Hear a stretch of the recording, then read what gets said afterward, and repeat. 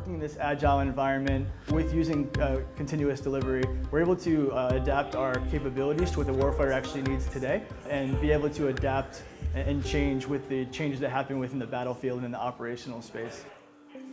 An Information Transfer Agreement, or ITA, enables the Department of the Air Force to transfer government-developed software to industry and academia for use in government and commercial research and development.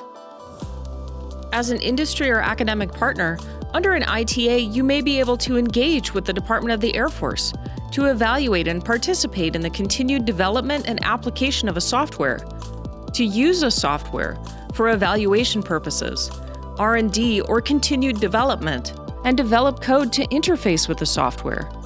For example, the Air Force Research Laboratory Aerospace Systems Directorate used ITAs to transfer its advanced framework for simulation, integration and modeling software, a robust simulation and modeling tool, to multiple industry partners for development and evaluation.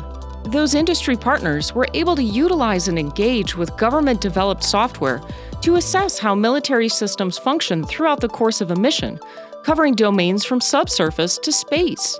This ITA helped create a common framework where all collaborators performing mission-level modeling and simulation for R&D could engage and further develop technologies, leading to increased efficiency in project development and communication.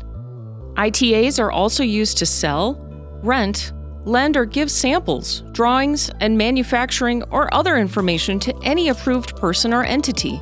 In addition, ITARS are regulations that may be used to share controlled information. Contact the T3 office to learn more about ITAs.